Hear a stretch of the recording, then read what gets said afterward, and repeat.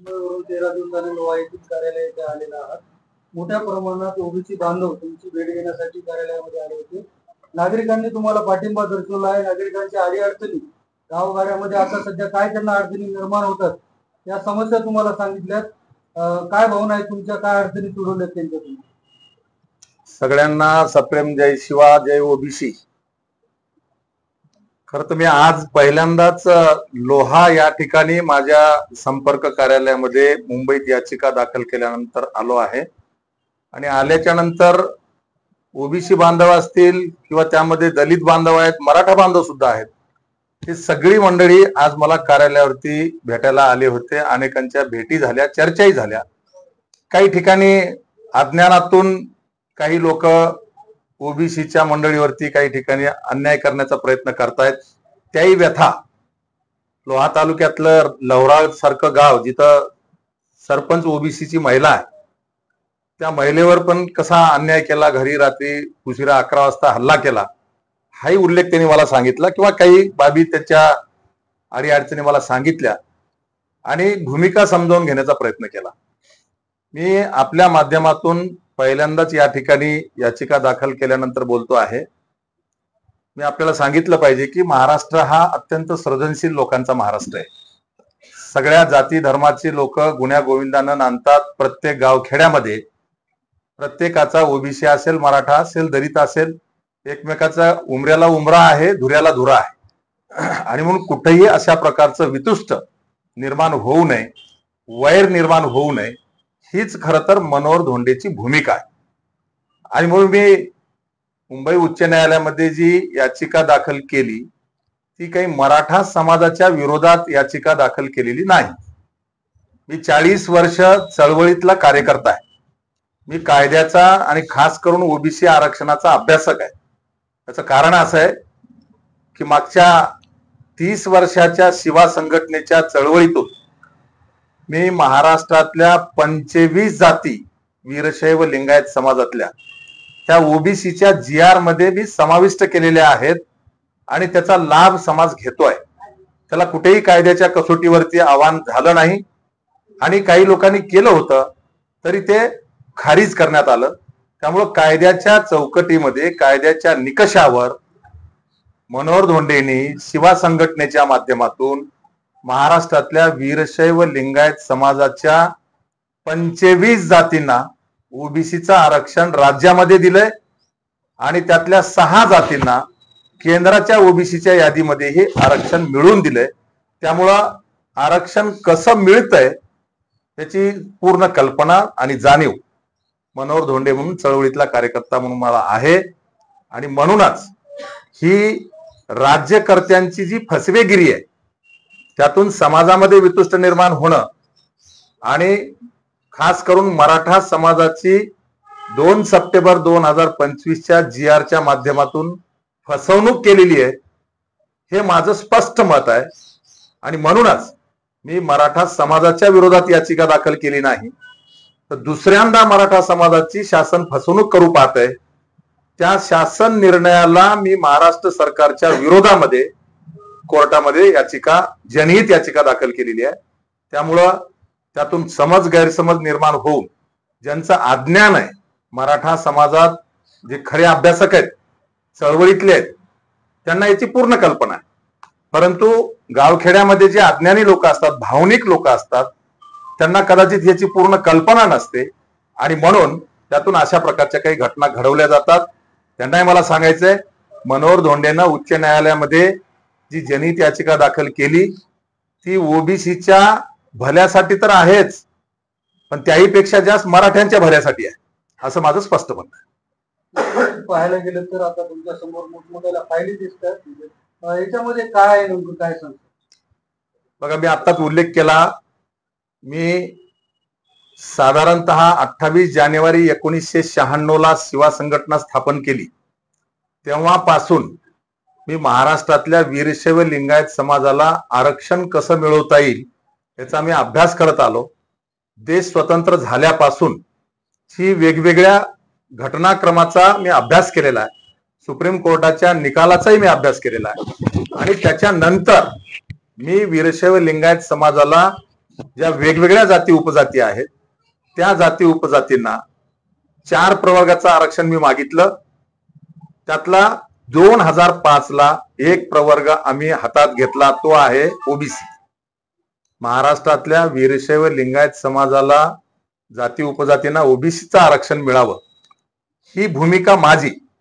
आणि मराठा समाजाचं चळवळीतलं नेतृत्व म्हणून जे माझे मित्र होते कैलासवासी विनायकराव मेटे, आम्ही दोघांनी 2005 साली मुंबईच्या आझाद मैदानाच्या जवळ असलेल्या मराठी पत्रकार संघामध्ये एकत्र पत्रकार परिषद घेतली होती.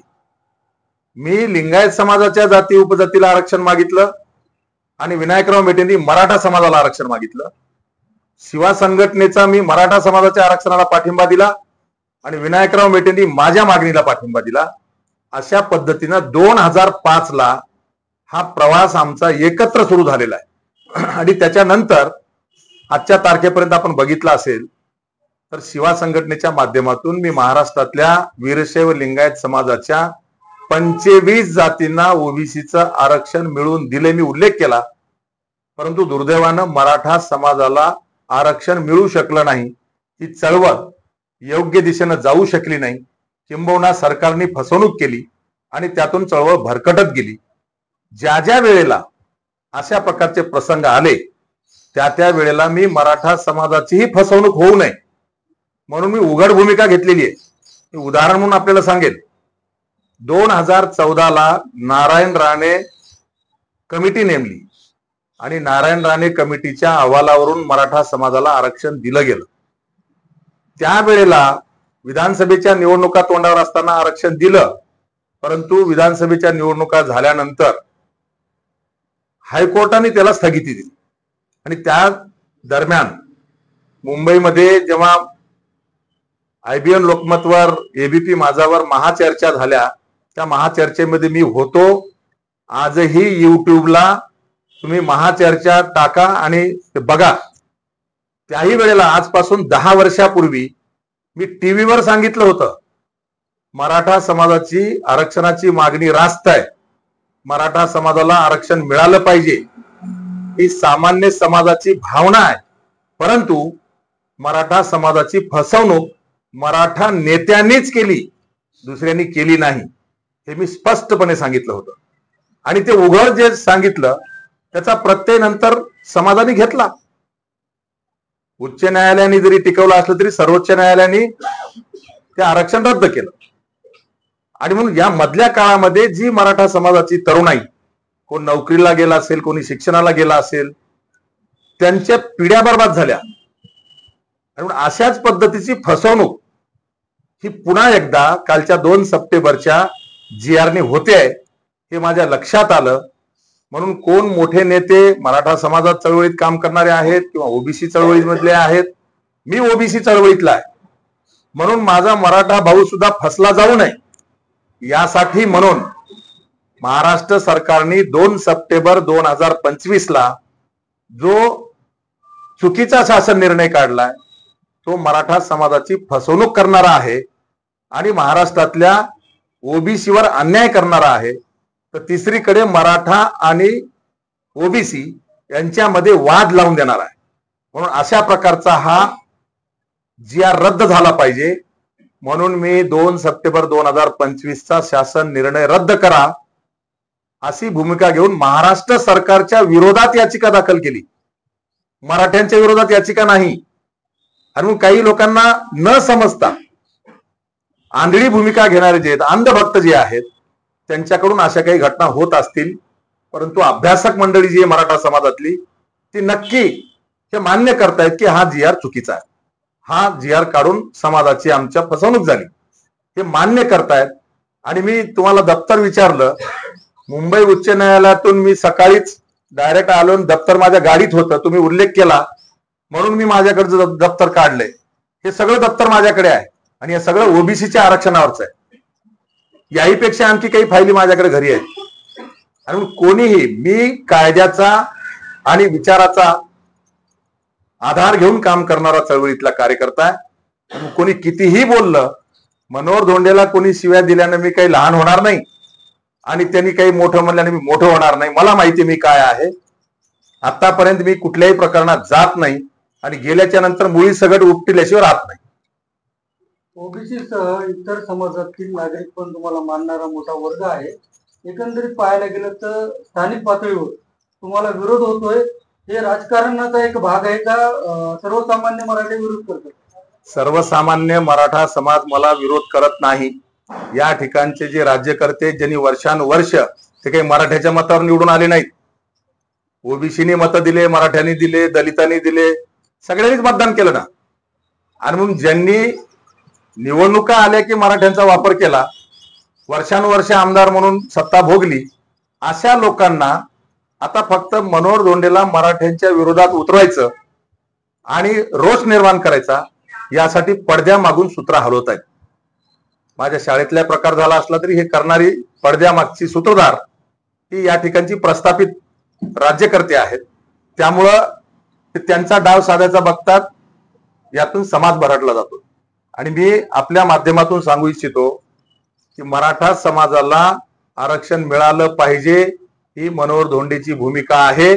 पण ब्रह्मदेव जरी खाली उतरले तरीही मराठ्यांना ओबीसी आरक्षण मिळू शकत नाही, ही मनोहर धोंडेची कालही भूमिका होती, आजही आहे आणि उद्याही राहणार आहे. त्यात काही दुमत असण्याच कारण नाही. याचिका तर दाखल केलेली आहे, तुम्ही पुढची भूमिका काय असणार आहे? नाही, माझी भूमिका आज नवीन नाहीये. मी सांगितलं 2005 पासून माझी भूमिका आहे, परंतु हे समजून घ्यायला कोणी तयार नाही. माझा खर तर ओबीसी बांधव किंवा मराठा बांधव यांनी खरं तर आत्मपरीक्षण केलं पाहिजे, विचार केला पाहिजे आणि मनोहर धोंडेचं काय चुकलं हे मला सांगितलं पाहिजे. मी नक्की ओबीसीच्या संरक्षणार्थ आहे, प्रश्नच नाही. कारण मी स्वतः ओबीसी आहे. प्रत्येकाला स्वतःच्या जातीचा अभिमान आहे, असलाच पाहिजे. एक मराठा लाख मराठा त्यांनी म्हणल्यानंतर आम्हाला वाईट वाटलं नाही. किंवा मनोहर धोंडेंनी वीरशैव लिंगायताच्या 25 जातींना आरक्षण मिळवून दिलं. त्याच्यानंतर राजेंद्र कोंढरे, भोसले आणि कवठेकर या तिघांनी मुंबई उच्च न्यायालयामध्ये आज 4 वर्षापूर्वी 3 याचिका दाखल केल्या होत्या आणि त्या याचिका आजही उच्च न्यायालयामध्ये प्रलंबित आहेत.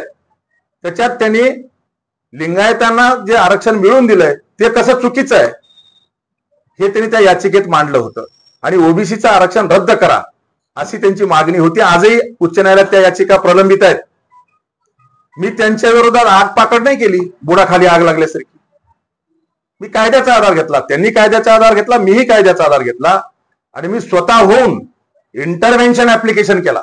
मध्यस्थाचा अर्ज मी उच्च न्यायालयात जाऊन केला आणि मनोहर धोंडेंनी शिवा संघटनेच्या माध्यमातून 25 जातींना जे ओबीसी आरक्षण मिळवून दिलंय ते कसं कायद्याच्या चौकटीतलं आहे हे मी उच्च न्यायालय मुंबई हायकोर्टात मांडलं आणि म्हणून ते आरक्षण टिकलं ना.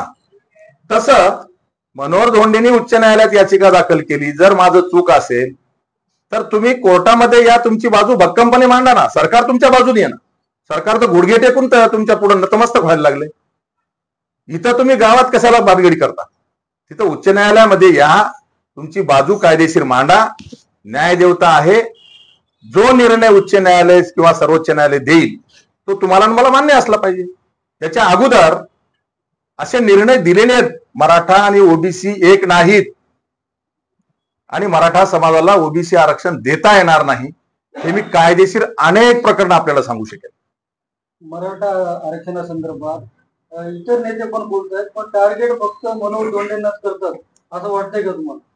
सॉफ्ट कॉर्नर आहे असं त्यांना वाटत असेल, अज्ञानात आनंद घेणारी काही मंडळी असतील.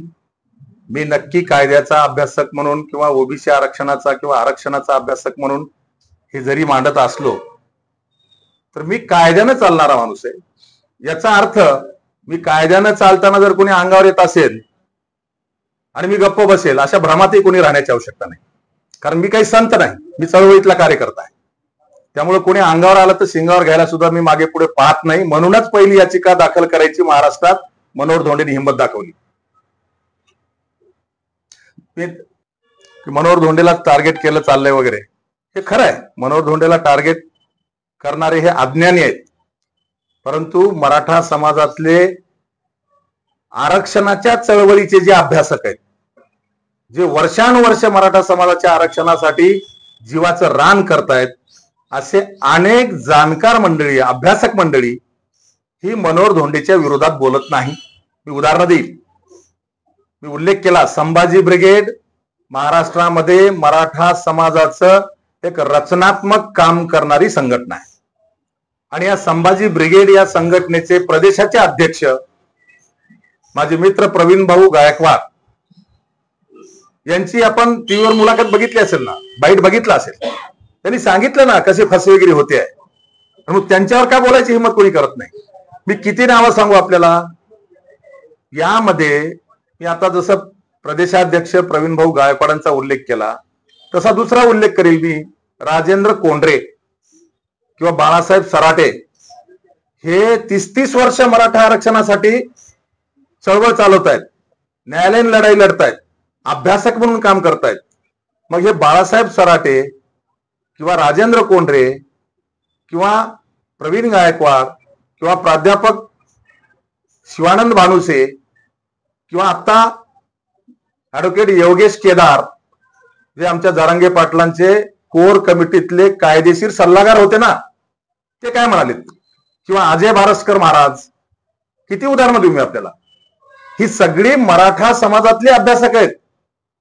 आणि हे सगळीच्या सगळे मराठा समाजातले अभ्यासक असणारी मंडळी किंवा आमचे मित्र दुसरे जालन्याचे संजय लाखे पाटील, आम्ही विद्यार्थी दशेपासून विद्यार्थी चळवळीमध्ये सोबत आहोत. यांनी तर काल पत्रकार परिषद घेतली की महाराष्ट्रातल्या 150 मराठा अभ्यासकांची एकत्र परिषद घेऊन त्या 2 सप्टेंबर 2025 चा जो शासन निर्णय आहे तो मराठा समाजाची फसवणूक करणारा आहे, त्याच्या विरोधामध्ये आपल्याला भूमिका घ्यावी लागेल आणि पुढची दिशा ठरवावी लागेल. हे संजय लाखे पाटील काल बोललेत. असे कितीतरी मी उदाहरणं देईल. मग बोला ना, संजय लाखे पाटला बोला, अस्सल मराठा आहे ना तुम्ही. धोंडेवर काय बोलता, बोला अजय बारस्कर महाराजांवर, बोला ऍडव्होकेट तुमच्या योगेश केदारवर किंवा संजय लाखे पाटलावर, प्रवीण गायकवाडवर, प्राध्यापक शिवानंद भानुशेवर. मी लिस्ट देईल मोठी. त्यांच्यावर बोलायची हिंमत का नाही तुमची. मनोहर धोंडे ओबीसी म्हणून बोलता, टार्गेट करता. म्हणून मी आपल्याला सांगितलं, टार्गेट करण्याच्या भानगडीत कोणी जाऊ नये. मी काही संत नाही आणि ओबीसीनं सुद्धा काही बेल्या माईचं दूध पिलेलं नाही. ओबीसी बांधवांना काय तुमचं आव्हान असणार आहे का, पुढे का आंदोलन काही असं काही असणार आहे का, मोर्चा वगैरे. बघा, मी उल्लेख केला, मी रचनात्मक काम कोणालाही मी विचारलं नाही, कोणाचा रुपया घेतला नाही. मनोहर धोंडेंनी स्वतःच्या खर्चाने, वकिलाच्या फीस खर्चासहित ही मुंबई उच्च न्यायालयातली याचिका, जनहित याचिका मी दाखल केली.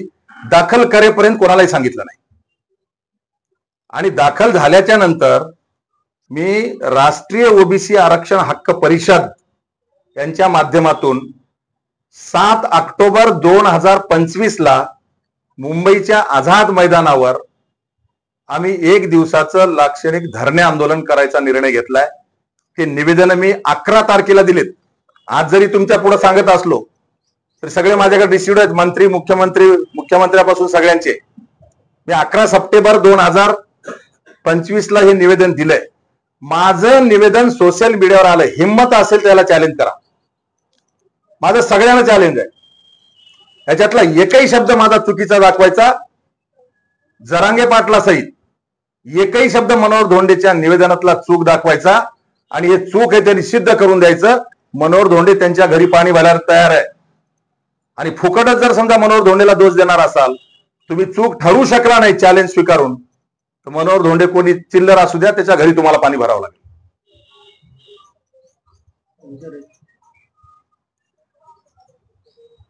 जाती किती त्याच्यात जाती किती येतात काय सांगतो. ओबीसी मध्ये आता सध्याचा आकडा येतोय वेगवेगळा येतोय. खरा ऍक्युरेट आकडा किती आहे काय सांगतो. बघा, महाराष्ट्रामध्ये आणि देशामध्ये इंद्र साहनी विरुद्ध भारत सरकारचं जे 9 जजेसच्या खंडपीठाचं जजमेंट आलं, त्याच्यानंतर तिसरी सूची, घटनेतली जी तिसरी सूची आहे, ज्याला आपण बीसी म्हणतो, बॅकवर्ड क्लास म्हणतो, आपल्याकडे ओबीसी म्हणतात, अदर बॅकवर्ड क्लास. परंतु ही तिसरी सूची घटनेतल्या कलम 340 नुसार डॉक्टर बाबासाहेब आंबेडकरांनी आपल्याला दिली. या घटनेतल्या सूचीप्रमाणे ती मागे फार जाणार नाही. इंद्र साहनीच्या नंतर किंवा मंडल कमिशन लागू झाल्याच्या नंतर जे जे घटना घडलेल्या आहेत, राज्य मागासवर्ग आयोग हा आयोग प्रत्येक राज्यामध्ये सुप्रीम कोर्टाच्या निर्णयानुसार अस्तित्वात आला, महाराष्ट्रात पण आला. आणि महाराष्ट्रात हा आयोग आल्याच्या नंतर पहिलं खत्री कमिशन आलं, तेव्हापासून ते आताच्या सुक्रे कमिशन पर्यंत सगळ्या कमिशनचे अहवाल आपण जर तपासले तर राज्य मागासवर्ग आयोगातल्या 2 आयोगांनी मराठा समाज आणि ओबीसी समाज वेगळा आहे, मराठा समाजाला ओबीसी आरक्षण देता येत नाही असा स्पष्ट अहवाल दिलाय. राज्य मागासवर्ग आयोगाचा अहवाल क्रमांक 8 आणि अहवाल क्रमांक 22 काढून वाचा.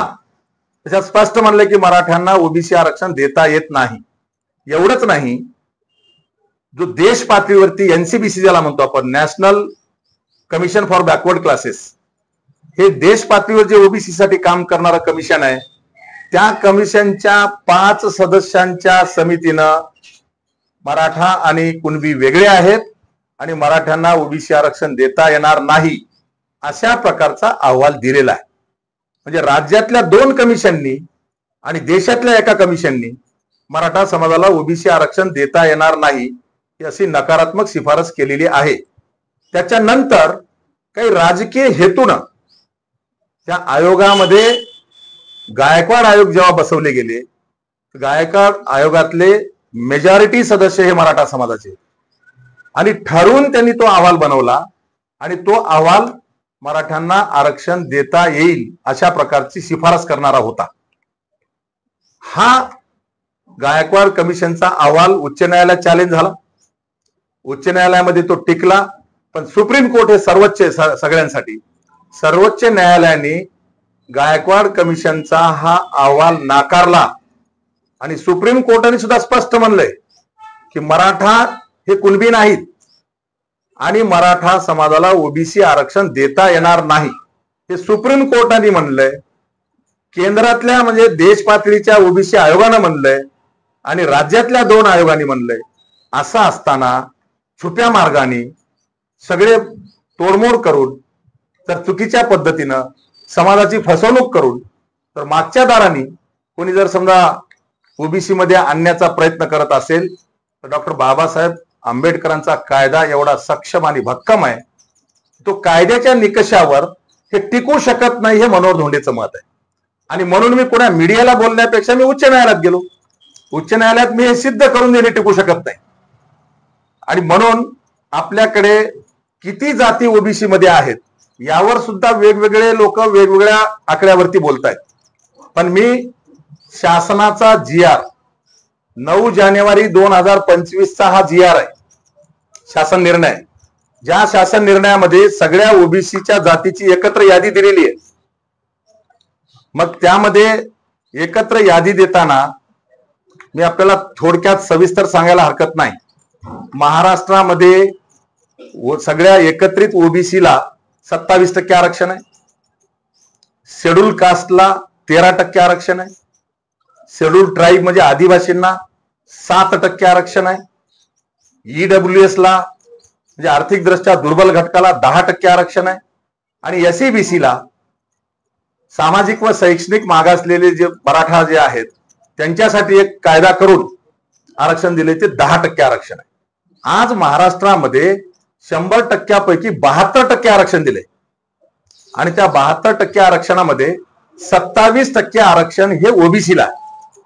आपण कल्पना करा, महाराष्ट्रात 27% आरक्षण ज्या ओबीसीला आहे त्यांची लोकसंख्या 54% आहे. आपण आकडेवारी बघायची असेल तर महाराष्ट्रातल्या 27%च्या ओबीसी आरक्षणामध्ये एकूण 861 जाती आणि तत्सम जाती आहेत. 861 आणि म्हणून 861 जातीसाठी ओबीसीचं 27% आरक्षण आहे. त्याचं बायफर्गेशन किंवा वर्गीकरण जरी करायचं आपण ठरवलं तर एकत्रित ओबीसी ज्याच्यामध्ये ओबीसी आहे, SBC आहे, NT आहे, VJNT आहे, त्या सगळ्यांचं मिळून जे आरक्षण आहे ते आरक्षण आहे 27% आणि एकूण मुख्य जाती आणि तत्सम जाती मिळून 861 जाती आहेत. त्या 861 जातीला 27% आरक्षण, त्यातल्या मुख्य जाती 358 आहेत आणि तत्सम जाती 503 आहेत. अशा पद्धतीनं एकूण 861 जातीला 27% जे आरक्षण दिलंय त्या आरक्षणामध्ये पुन्हा 21% मराठा समाज घुसवायचा, हे कुठल्याही कायद्याला मान्य होत नाही. तेही सुप्रीम कोर्टाने, केंद्रीय ओबीसी आयोगाने आणि राज्यातल्या 2 आयोगांनी नाकारल्याच्या नंतर जे नाकारलेलं हैदराबाद गॅजेट आहे त्याचा आधार घेऊन तुम्ही चुकीचा GR काढून जो मराठा समाज मुंबईत एकवटला होता त्यांच्या डोळ्यात धुळफेक करून त्याला घरी आणण्यासाठी तुम्ही फसून जर समजा समाजाला GR काढत असाल तर त्या GRच्या विरोधामध्ये मनोहर धोंडे न्यायालयीन कायदेशीर लढाई लढतोय आणि ही मराठ्यांच्या हितासाठी लढतोय. मी ओबीसीच्या हिताची जेवढी आहे त्याही पेक्षा जास्त मराठ्याच्या हिताची आहे. मी आपल्याला आरक्षणाची आकडेवारी देईल. 27% मध्ये ओबीसीला 19% आहे आणि या 19% मध्ये ओबीसी मध्ये येणाऱ्या एकूण 630 जाती आहेत फक्त ओबीसी. पुन्हा वर्गीकरण आहे आपल्याकडे, SBC आहे, NT आहे, VJNT आहे. तर ओबीसी मध्ये एकूण मुख्य जाती 298 आणि तत्सम जाती 332 अशा 630 जातींना 19% आरक्षण आहे. त्याच्यानंतर VJ अ म्हणजे विमुक्त जाती अप्रवर्ग, ज्याच्यामध्ये प्रामुख्यानं ज्या जाती येतात ते बंजारा मुख्य जात येते, त्यांच्यासाठी 3% आरक्षण आहे. त्या 3% आरक्षणामध्ये मुख्य जाती 14 आणि तत्सम जाती 49 अशा 63 जाती आहेत. VJ ब मध्ये तसं मुख्य जात बेलदार, गोसावी, वड अशा जाती येतात, त्यांच्यासाठी 2.5% आरक्षण दिले. त्या 2.5% आरक्षणामध्ये मुख्य आणि तत्सम मिळून 73 जाती आहेत. NT क मध्ये भटक्या जमातीच्या क प्रवर्गामध्ये 3.5% आरक्षण आहे, ज्यामध्ये मुख्य जात धनगर जात आहे. धनगर जातीसाठी 3.5% आरक्षण दिले आणि त्याच्यामध्ये मुख्य जात धनगर 1 आणि उपजाती म्हणजे तत्सम जाती 27 असा 28 जाती आहेत. आणि NT ड मध्ये त्याच्यामध्ये खास करून वंजारी मुख्य जात आहे, तर याच्यामध्ये एकूण 4 जाती आहेत. वंजारी 1 आणि तत्सम 3 अशा 4 जाती आहेत. याच्या व्यतिरिक्त SBC साठी 2% आरक्षण राखीव आहे. उदाहरणार्थ कोष्टी किंवा कोळी यासारख्या जाती त्यामध्ये येतात. मुख्य जाती 6 आहेत आणि तत्सम जाती 56 आहेत. असे एकूण 63 जाती आहेत. आणि त्याचा एकत्रित आकडा आपण 27%चा जर काढला तर महाराष्ट्रातल्या 27%च्या ओबीसी आरक्षणासाठी मुख्य जाती 358 आणि तत्सम जाती 503 अशा एकूण 861 जाती या ओबीसी मध्ये आहेत. आणि आजच्या तारखेत काही जाती वगळल्या गेल्यात, त्या सुद्धा मुख्य जाती 53 आणि तत्सम जाती 3 अशा 56 जाती वगळल्यात. 56 जाती वगळून आज 27%च्या ओबीसी मध्ये 861 जाती आहेत. त्याची यादी माझ्याकडे आहे आणि मोगम बोलण्याची आवश्यकता नाही.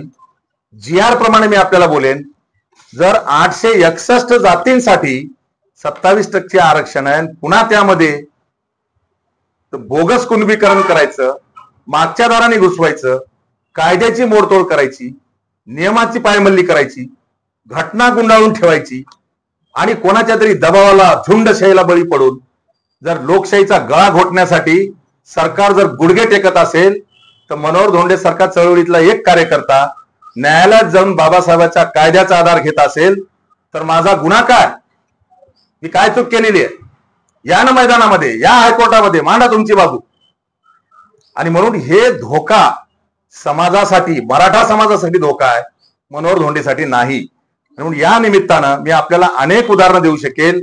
सगळ्या गोष्टी एकाच मुलाखतीत बोलता येणार नाहीत, परंतु हा धोका लक्षात घेऊन मी 2015ला माझा टीव्हीवरचा महाचर्चेतला, तुम्ही युट्यूबला जाऊन जर काढलं बघितलं तर मी 2015ला सांगितलंय, मराठा समाजाला आरक्षण द्यायचं असेल तर संसदेमध्ये घटना दुरुस्ती करावी लागेल, तरच ते टिकणारं आरक्षण देता येईल, नाही तर देता येऊ शकत नाही. डबल इंजिनचं सरकार आहे, काय अडचण आहे बाबा तुम्हाला? महाराष्ट्रात तुमचं सरकार आहे, केंद्रात तुमचं सरकार आहे, आसुरी बहुमत आहे. वाटेल ते तुम्ही करू शकता, एवढी ताकद त्या विधिमंडळामध्ये आहे आणि संसदेमध्ये आहे. तुमच्या पुढे सरकार निवृत्त न्यायमूर्ती अख्खं जग येऊन गुडघे टेकून नाक घासाले. ती ताकद तिथं वापरा, योग्य दिशेनं मागणी करा ना, त्याचं स्वागत केलं जाईल. आम्ही तुमच्या सोबत राहू. 10% आरक्षण एससीबीसीचं दिलेलं ते सुद्धा हायकोर्टामध्ये आहे, त्याचाही निर्णय होणार आहे. आणि म्हणून हे तकलादू आरक्षण देऊन समाजातल्या मराठा समाजातल्या पिढ्या बर्बाद करण्यापेक्षा तुम्ही रचनात्मक दृष्टीनं कायद्याच्या अभ्यासकांच्या माध्यमातून घटनेत दुरुस्ती करून मराठा समाजाला आरक्षण द्या, ही जाहीर भूमिका 2015 मध्ये, आजपासून 10 वर्षापूर्वी मनोहर धोंडेंनी टीव्हीवर मांडली. आणि तेच वाक्य मागच्या आठवड्यामध्ये महाराष्ट्राचे ज्येष्ठ नेते आदरणीय शरदचंद्र पवार यांनी सुद्धा हेच वाक्य वापरलंय. मराठ्यांना आरक्षण द्यायचं असेल तर घटनेत दुरुस्ती करावी लागेल. आणि ही गोष्ट मनोहर धोंडे सारख्या चिल्लर कार्यकर्त्यांनी 10 वर्षापूर्वी सांगितली होती ना. आणि मग ही फसवेगिरी जी आहे सरकारची ती थांबली पाहिजे. आणि मराठा बांधवाची फसवणूक होऊ नये. त्यांच्यातले अनेक लोक अब्जो रुपये खर्च केले होते, अब्जो रुपये, आला कुठून पैसा, कोट्यावधीने अब्जो रुपये खर्च केले, हजारो लोकांवर गुन्हे दाखल झाले, अनेक जण शहीद झाले. समाजाचा वेळ, पैसा आणि ताकद ही चुकीच्या मार्गाने वाया गेली असं माझं मत आहे. आणि म्हणून घटनेत दुरुस्ती करून 10% नाही 15% आरक्षण मराठा बांधवांना मिळालं पाहिजे, ही आमची भूमिका आहे. पण ओबीसीतून मिळू शकत नाही, हे सूर्यप्रकाश आहे, एवढं सत्य.